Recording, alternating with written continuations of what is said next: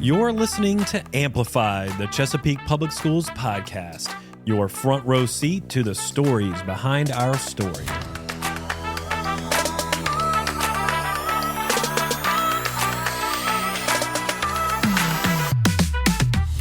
Hey everyone, this is Matt Graham here with Jay Luter.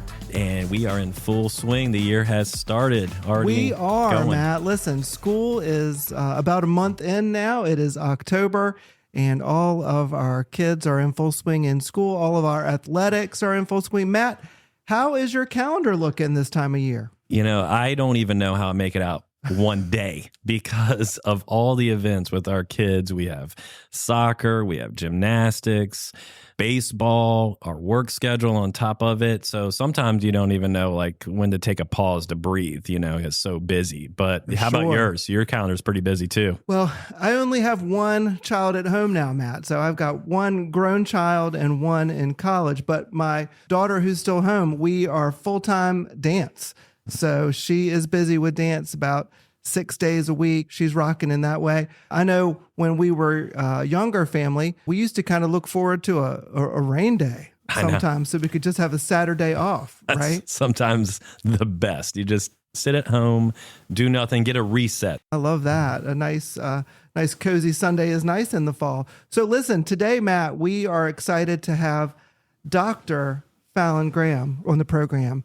And she is an incredible person, but she's going to spend a lot of time talking about the Chesapeake Public Schools calendar. Right. This is probably, I would say, one of the hottest topics every year because it literally affects everyone. There's all these things with developing a calendar that people might not know. So we want to shed a light on that to our community. Yeah, I'm excited to talk to Fallon because a lot of folks don't really understand the state requirements that are behind the calendar and what we need for high school and what's required for elementary. And Fallon does a lot of work up to this point to get us ready to present that calendar to the school board and to our community. And so I'm excited to talk to her about all the homework that goes into putting a calendar together and preparing it for the community and the board to make a decision about what we're going to do for the years to come. So listeners, we hope you take some valuable information away from this podcast episode as we take a deeper dive into our calendar.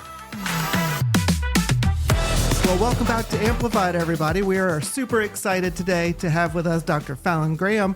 Dr. Graham is the Director of Planning, Policy, and Research for Chesapeake Public Schools. Dr. Graham, welcome to Amplified. Thank you so much. I'm so glad to be here. I've been listening to Amplified for years, so now is my chance to be on it. Fantastic. We're thrilled to have you. A true amplifier. She's a big fan. From the That's start. Right. I love it. I love it. Dr. Graham, that is a really big title for your job. Why don't you break that down for our listeners about the work that you do for Chesapeake Schools? Okay, so I do feel like I have a position where not a lot of people know what I do, but I do a lot of different things. So planning, let's start there. I help facilitate the strategic plan. I bring together groups of people and we conduct focus groups to learn what our community values. And then we have drafted Empower 2030, which we recently launched, which has been great. So now we're on the implementation phase of that, and we assist with that and bring together steering committees and action teams to do that work. For the policy piece, I help with writing school board policy or amending it or even interpreting it. A lot of the work I do is interpreting or helping people understand what it means. When it comes to the research, we conduct program evaluations. So this is one that probably most people will know about. We have adjusted our elementary planning schedule. So this year, my team is going to go in and do some research and see how that is going, how it's being implemented. We want to see what the results of that change will be. So we go ahead and do that research and we present findings on that. So we like to show, okay, or we offer results or recommendations on that. And then another piece that's not part of the title is I handle records. So student records, FOIA requests, the Freedom of Information Act. So I may have some people who I've worked with on that, and educational records, all of that we assist with managing that and answering to that as well. Fantastic. And Dr. Graham, how rewarding is it that the work that you're doing is really impacting the classroom? It sounds like a lot of the things that you do go right back to our kids. Yeah, that's the best part. That's why we love the research that we do so much, because we get in the classroom, we get to talk with the kids and the teachers, and we like to see how it's actually affecting them. A lot of times something will go out, like a program, but it's great to see a program start, but we get to go in and study how is it going for the entire year and see what the impacts are. So we really enjoy that piece of our work. Right. And one of the biggest pieces of your work every year is the school calendar. And it's definitely a hot topic, I would say. That is correct. It is one of our top reached pages. I think it's number 3. But, number 1's the homepage, number 2 is our documents, and then right there is our calendar of events. Again, that is affecting everyone in our Chesapeake Public Schools community. You just presented at the school board meeting on the proposed calendars. Hot off the presses, Matt. Hot off the presses. Brought her in from the podium from the school board, and here she is right here in the studio the next day. So we hope to share with the community some information, what you presented a little bit, but maybe some extra details there that people might not know. So what are some guiding principles that help shape the calendar? Well, yeah, the calendar really has a huge impact on many people's day-to-day lives. It's our community, it's our parents, our children, businesses, our employees. There's just such a strong impact with what the calendar has. So we don't take the work lightly. It's very important. We understand that this changes everyone's day, and people map out their travel and their holidays and really important events around this calendar. So we really try to make sure we always keep that in the forefront of our mind, that the work we do is going to impact a lot of people. That's probably our number 1 guiding principle, even though we may not have that listed as a bullet. But another big piece is that the state mandates how much time we have to be in school. So we have to adhere to the law on that. We have to be in school 180 days. When it comes to our high school students, for them to earn credit, they have to have something called a certain amount of seat time. We have to make sure that school is open enough so that our high school students can earn that seat time so that they can get their credits and graduate and move on and be successful. Other pieces to that, we work in our teacher work days. We have to work in our holidays. So all of these, there's so many landmarks throughout our calendar that really structure, shapes, and limits the options that we can come up with. So it's like working with a puzzle, right? Certainly. There are certain things that are fixed, like the holidays are going to be on the days that they are. And then we have to work our 180 days and our teacher work days around those fixed points. And Dr. Graham, I love that you recognize the way that the calendar is shaped around the family. Yes. Too. I know that you recognize that, and that you are working to make sure that we're meeting all those expectations, but also honoring family time and honoring all those holidays. Yes. Yeah. We do receive feedback from our families, and it is very important to us. And we really try to honor as much of it as we can. It is difficult because there is a lot of components that go in behind the work in planning that calendar. What are some common misconceptions about the calendar and the calendar making process that maybe the community should hear? What's interesting is it's always about like that start date, end date. So as much as we want to start after Labor Day, we also have a desire in the community to not get out in the middle of June, but even get out earlier in June. So it is balancing when we start and also recognizing that we don't want to get out of school late into June as well. And then how do you cram 180 days into that start and end point? And this year is a unique year, right? Because, or at least for the proposal aspect, because next year's calendar has a later Labor Day start, correct? Yes. Yeah. I never thought within my work I'd be studying where Labor Day falls in the month of September, but that's something I do now. And for the next 2 years, Labor Day is late. And it's something that we saw coming on the horizon. It's something that, we went back and did research, and we haven't really experienced since 2014. And it's cycled its way back through, and it is really shaping our calendar and our proposal that we put out there over the next 2 years. But what was exciting about our proposal that we were able to do last night is that we could make a 2-year calendar, where in the past we've always proposed just one.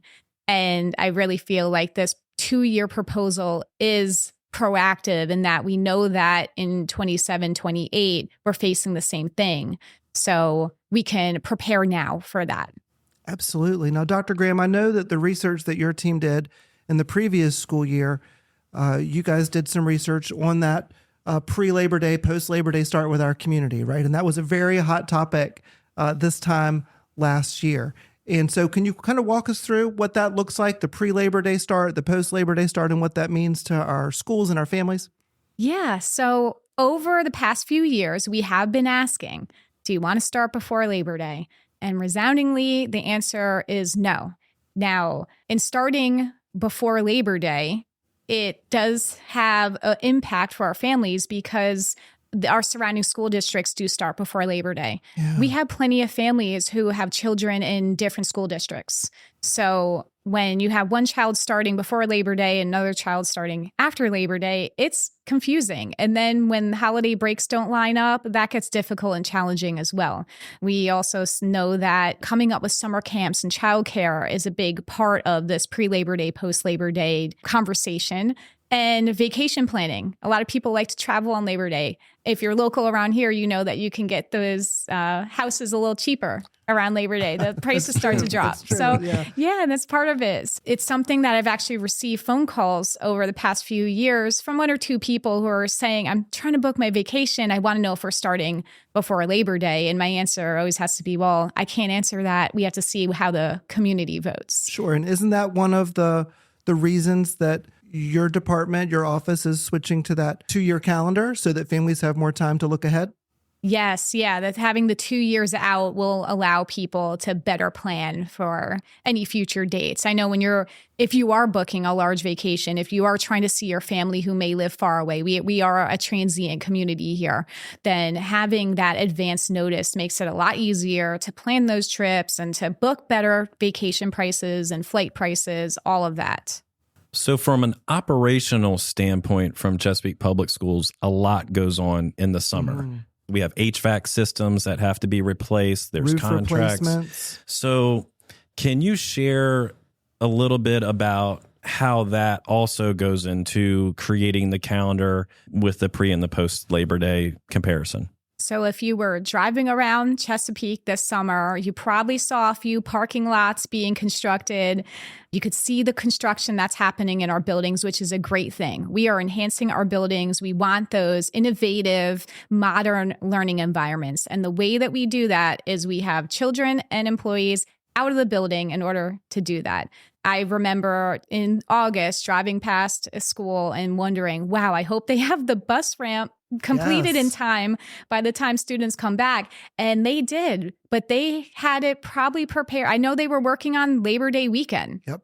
They were finishing the work then. So when we say that every week, every day counts over the summer, it does. And these projects are planned out in advance, a year in advance. Our contracts are set years in advance. And those contractors depend on every bit of time that they can get.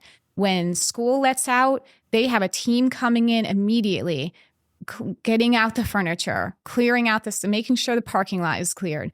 And they are working the next day, and they are working up until the first day when our children come back. And that's not when our employees come back. Our employees come back in the second week in August. So they're navigating the lumpy parking lot before our kids are arriving. So it is not something that we're trying to inflate, in that we need every bit of time and we need every bit of notice in order to plan these large projects. And that doesn't even include the work that's done to prepare the technology. Our students, we have our one-to-one Chromebooks. Unfortunately, some of those get dropped.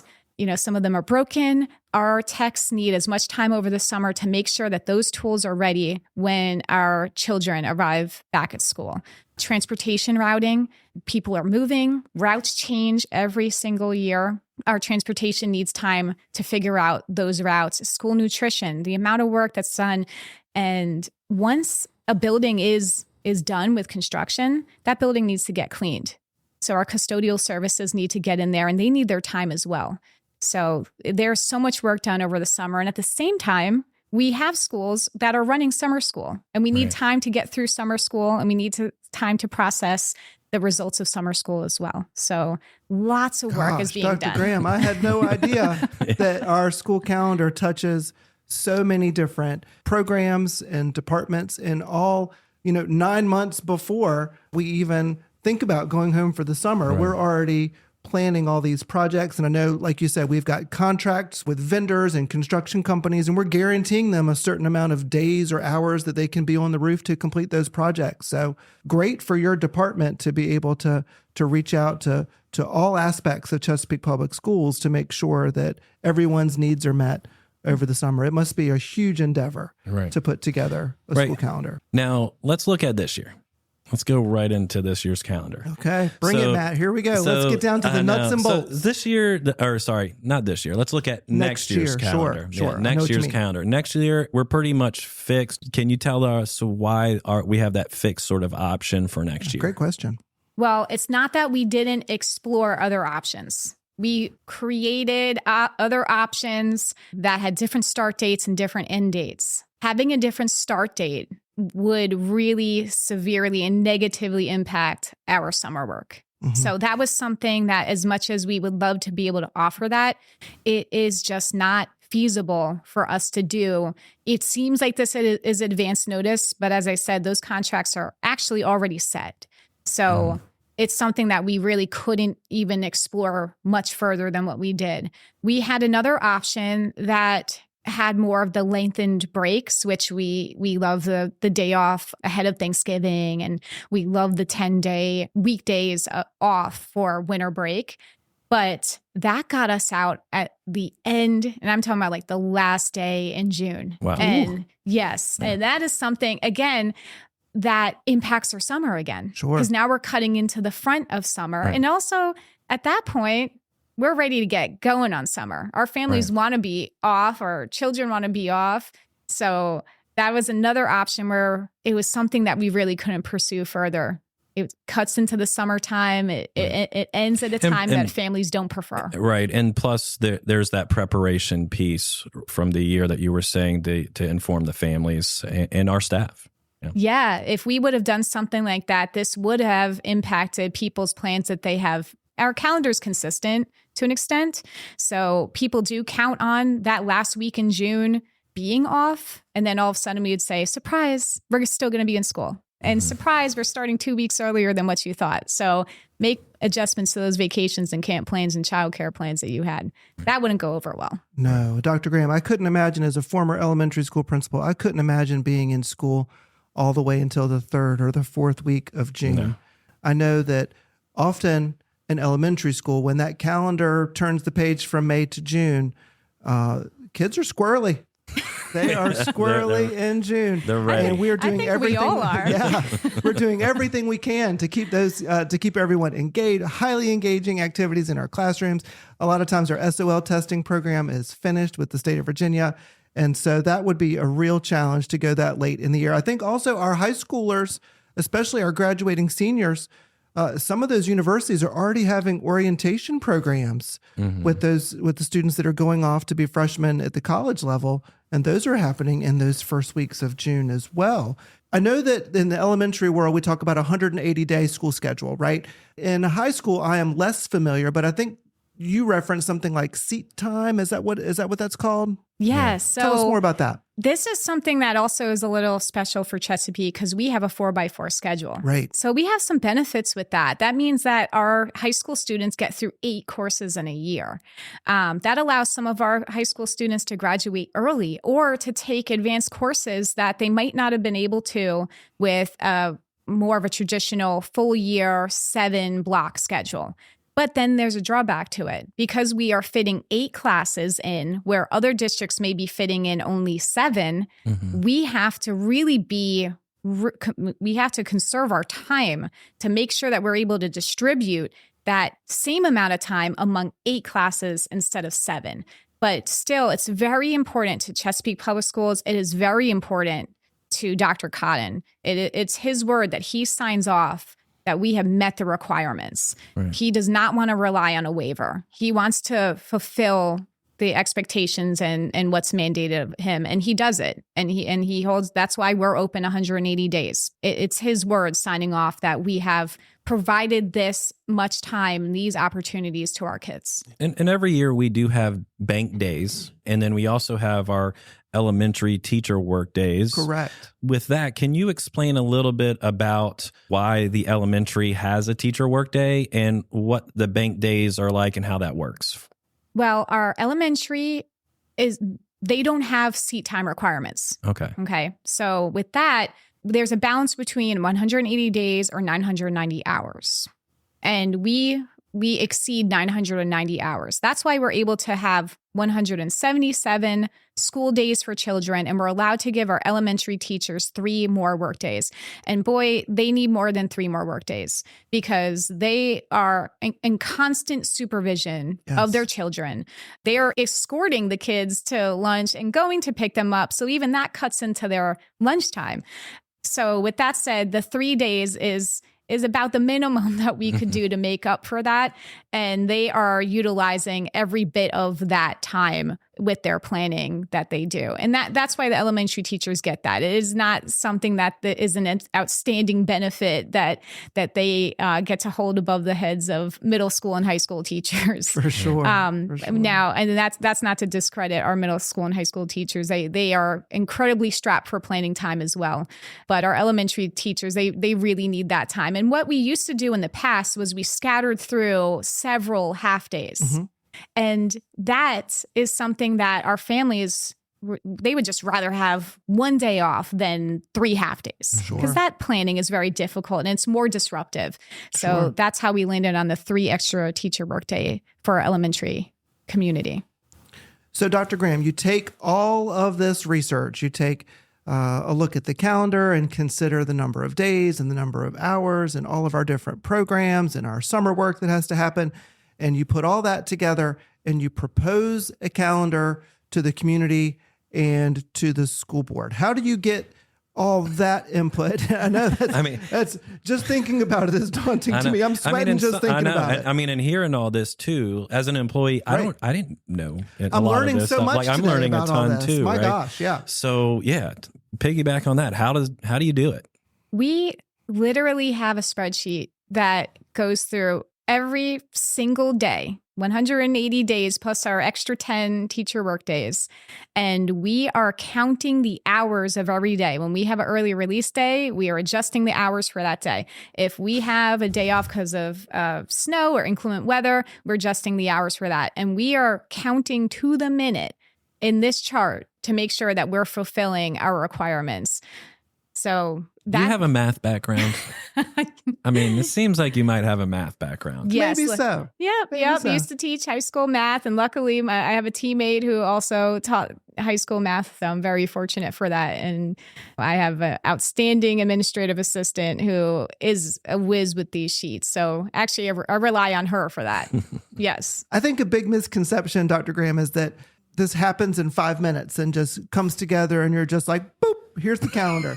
But that is so far from the case. And I'm so thrilled that you've walked us through all of the hard work that you and your team do in the background up until the moment that you're presenting to the board. And to add on to that, it's not just that my team is in a closed room working on this. So we poll the community. We were at the Get on the Bus event, passing out little magnet calendars, but also asking our communities. We had an option up and we had a big draft over it. So we were like, what if this came forward? What do you think?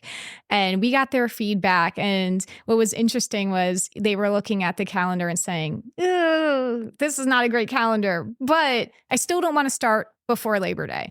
So that was the feedback that we got from that is that they still prefer the post Labor Day. And one of the ones that the feedback that stood with me was, I don't know why I just think that I like starting after Labor Day because I always know when the first day of school is. I get that. Yeah, it's get that. simple. You always know it's always the day after Labor Day. And so you have to balance all those negotiables and all the non-negotiables from the state and from from all those other other inputs. Our perspective is that we hold on to what is mandated of us, but then we try to get as much feedback as we can. Another thing that we did this year, which was super valuable, is that we took the calendar proposal after we got the feedback from our community and took the options and sent it to several directors, for example, the director of transportation, and sent it out to the director of new construction, teaching and learning, them. Plus, we send it out to several of our principals, and said, take a look at it. Use any perspective, your employee perspective, your parent perspective, community perspective, and just tell us what you think. And the feedback that we got was incredible from them, because from new construction, I heard, oh no, if we start before Labor Day, this is really going to mess up the plans that we have for this new building. Sure. When I'm in this work and I'm diving in, I begin to see things a certain way, and I need other people to tell me this is how I see it, and then we can make it so that it is understood. So that proposed calendar is published. We did that last night at the school board meeting. So what are you hoping for from our community when it comes to taking a look at that proposed calendar and providing feedback? I hope that if they didn't see the presentation, that they take a look at the presentation. It's linked into that survey. The presentation really explains a lot. I don't want anyone to feel like we made the calendar in isolation and we were tired and we just felt like putting out one option because that's it. That's what you get. Because that is not how we just do our work. So far from the case. No. So far from the truth. If they could just look at the presentation, and we put several times the links, because I really want people to take a look at the calendars in a nice open view. So if you're on a computer, click on that link. If you're a phone, zoom in on those images, spend some time, take a look at those calendars, and then go ahead and make your decision. But really, overall, I really just want people to participate. The more people we can hear from, the more valid that survey is. And we want you to know that we read your feedback. When we put a short answer response where we allow for typing and giving your feedback, we did that for a reason. It's not a placeholder.